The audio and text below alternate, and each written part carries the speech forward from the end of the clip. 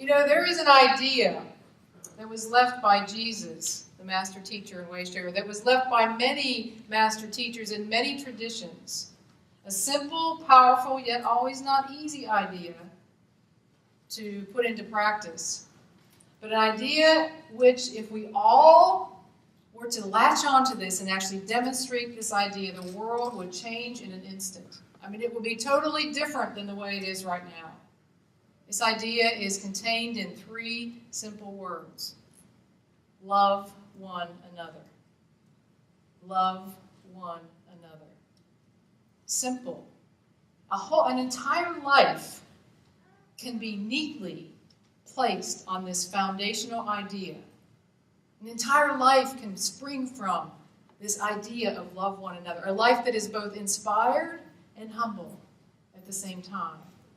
This simple idea of loving one another. And any conversation, any talk about love, I think has to come and has to begin with understanding the heart.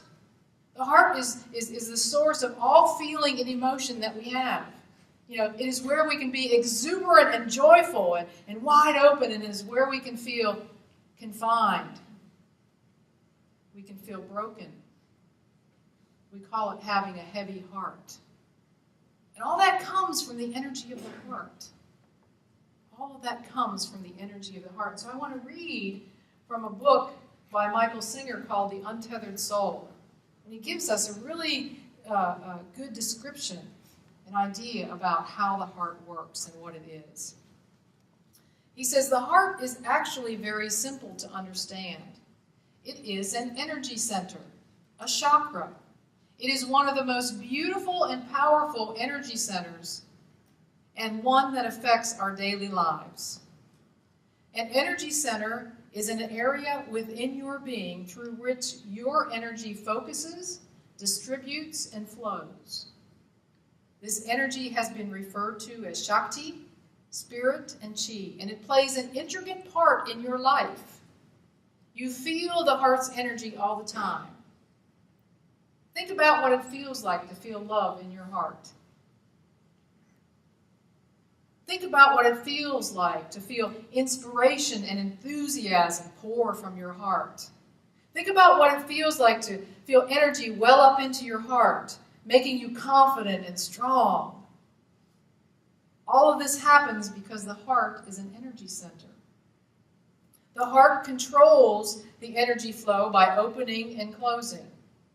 This means that the heart, like a valve, can either allow the flow of energy to pass through, or it can restrict the flow of energy from passing through. If you observe your heart, you know very well what it feels like when it's open and what it feels like when it's closed. In fact, the state of your heart changes quite regularly. You can be experiencing a great feeling of love while in the presence of someone, until they say something you don't like. Then your heart closes toward them, and you simply don't feel the love anymore. You see, the heart opens and closes in every situation and circumstance we encounter. Every person we encounter, every condition, every experience we have, the heart is either open or it's closed. You know that, don't you? You know that. You can feel that. What happens when you're frustrated? I'll tell you what happens. When you're frustrated, you block the flow. Stuff is not flowing through your heart when you're frustrated. If you're accepting, it opens back up again and you got some flow. Frustration, anger, resentment, judgment. What else? Aggression, fear, guilt, shame, hate. Not fond of. Hate, call it what it is. Here's the condition of your heart. Here's the condition of my heart. It's all whacked up and tied up, and there's no flow happening. This is what happens happens to a heart that has a restriction, right? We have those ideas of fear and not good enough, and judgment and anger and resentment, instead of acceptance and peace and possibility, right? This is what blocks the flow, and this is how the heart opens and closes, just like this. So it's either open and you have the flow, and notice, sometimes it takes a little work to get the kinks out. All right? It just doesn't happen right away, but you get that flow going through there, especially if it's warm water, the warm water of love, let's say. It's going to straighten that out pretty quickly. But that's what happens to a closed heart. It's an energy center, and it either has good flow, even if it's round and round and round, it's good flow. It's not kinked up. And you know this. You've experienced this. It's the flow of energy through your heart. The flow of love, really. But I want to talk about a specific kind of love today. A way of being loving. And that is an idea called compassion. It's an idea called compassion. And compassion comes out of a heart that's open. Compassion comes out of being open to the flow through the heart. It doesn't come out of that restricted place. And it also comes out of being able to connect with others. Being able to connect with others. Compassion requires us to look at every living being, everyone, from a place of love, from a place of an open heart, not restricted. It requires us, no matter what they look like, what they're wearing, what country they're from, how old they are, what they do for a living. It requires us to look at everybody the same, from that place of an open heart.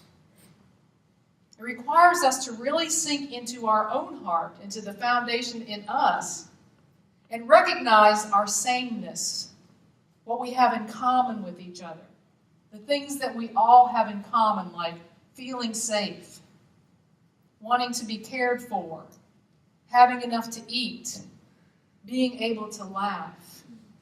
We have that in common with every living being. Every living being. Compassion requires that we look at life that way. That's what compassion is. And don't you think, the world needs a good shot of compassion, doesn't it? And not just a shot in the arm, it needs a good, deliberate, intentional, prolonged shot of compassion. The world's calling for it, don't you think? Aren't you calling for that thing that says the world is in need of that? Yes, the world needs love. It needs compassion. And the only way that the world will know compassion is through us. And not a random thing. The worst bumper sticker that I can come to mind right now is do random acts of kindness. No, don't make it random. Make it deliberate. Make it intentional. Make it part of your life all the time. If you have that bumper sticker, I'm not going to call you out. You had a good intention when you placed it on your car. But I'm saying don't make it random. Cross that word out and do it all the time. The world needs it. The world's calling out for it. Compassion. Compassion comes out of connecting to others and pausing long enough to walk in somebody else's shoes. And I dare say that most of us haven't walked in the many shoes that are walking this earth right now. When I was getting ready for this lesson, I started to list out all the shoes. And I was like, wow, in just a few minutes I listed all these shoes. So I'm going to invite you to close your eyes as I read this list. And think about, when's the last time I walked in these shoes? The soldier, the politician, the CEO, the addict, the convict, the unjustly accused, the abuser and the abused, the skinhead, the gang member, the drug lord, the illegal immigrant, the hungry child, the wheelchair-bound, the autistic, the one with Down syndrome, the Alzheimer patient, the tattooed, the desperate, the transgender, the illogical, the abandoned, the lonely,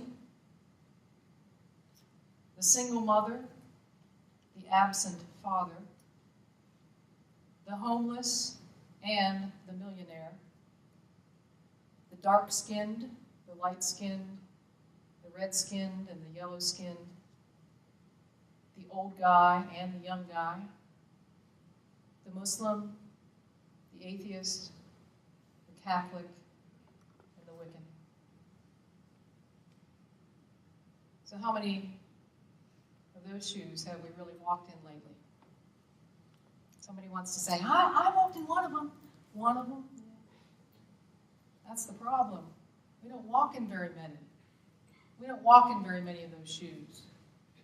And so it's hard to have compassion when we don't pause enough to take a few minutes and recognize in walking in someone else's shoes our common humanity, the things that hold us together, the need to be loved, the desire to be cared for, the wanting to be whole, the wanting the next generation to have a better life, all wanting peace in our own way. We're all the same. And recognizing our sameness is a way we can come from compassion. And when we come from compassion, we come from that place in us that is open, that's flowing of love. We don't get kinked up. We allow it to flow through us. But here's the thing, it's not enough just to allow it to flow through us either. It's a requirement that we have to see the same thing in the other person. It's a requirement of compassion to see the same possibility in the other person, a loving and open heart. Last week when Jamelia Erickson was here, she talked about someone who demonstrated that in the Peace Pilgrim. And she told a story about Peace Pilgrim. And it was a story of, Peace Pilgrim was a very diminutive woman in stature whose aura could fill this room and beyond with her open heart and what came through the tens of thousands of these hoses of love pouring through her. And she had an encounter with this young man who was quite much larger than she was, who happened to go in a rage while she was with him. And he started beating her. And she stood there. And after a while, he stopped. And he said, well, this is really odd. I've never beaten anyone before who didn't hit back. But she said, to me, a few bruises was nothing compared to a life transformed, because that's exactly what happened to this young man. Through her open heart, she saw something in him that he didn't even understand in himself. And from that point forward, he never hit anybody again. You see how that works? Love is the thing that transforms. Compassion is the one. It's not enough to have it for ourselves. We need to see it in the other person. Robert Brummett, in his book, Living Originally, says it this way. It's easy to be kind to our own kind. It's easy to be kind to people in our family. It's easy to be kind to the members at church here. We all think alike, right? It's easy to be kind to the Democrats if you're a Democrat, or the Republicans if you're a Republican. It's easy to be kind to the millionaires if you are one. It's easy to be kind to people who we can relate to. But compassion is about every single human being, every being, regardless. It requires us to stand in discomfort. It requires us to stand in difference and misunderstanding and still allow that hose in our hearts to be open.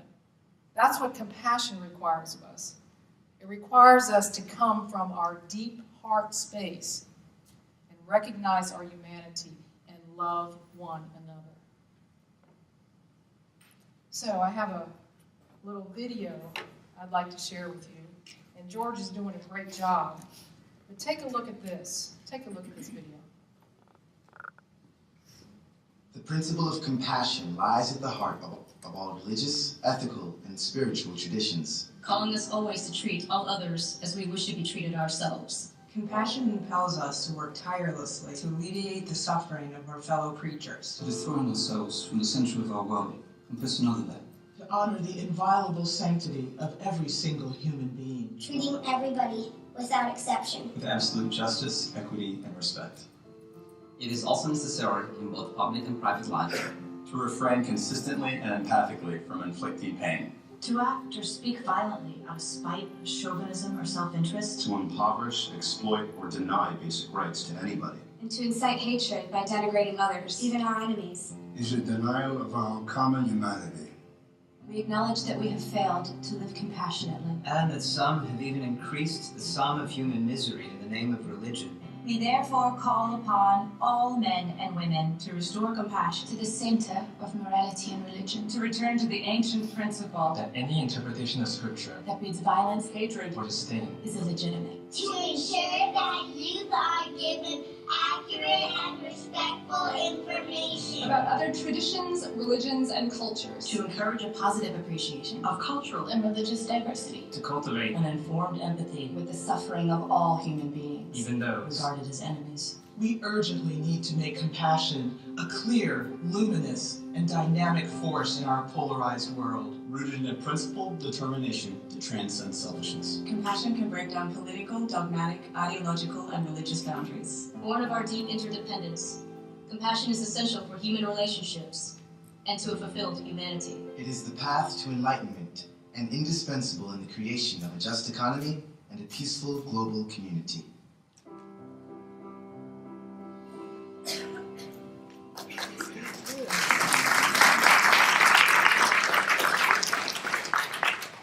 So that's the challenge, is to step it up when it comes to compassion.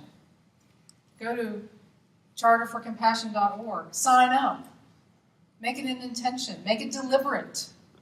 Don't leave it to randomness. Sign up.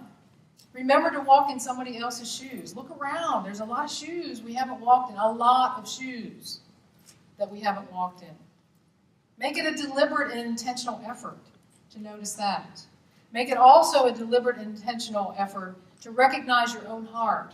Recognize it when it's closed. Recognize it when it's open. Recognize it when it's all just jammed up in there. It doesn't feel good in your chest. You know that. You've got to recognize that. We need to begin to live this, and we don't need to wait. There's no reason to wait. We need to live it according to these simple, powerful, and yet sometimes evasive ways of living. There's a Buddhist doctrine, let's see the next slide, that tells us this in these simple words. Hatred never ceases by hatred, but by love alone is healed. This is an ancient and eternal law. And as Jesus said simply, the same thing, love one another. One question remains. It's two words. Will you? All right. Peace be with you always.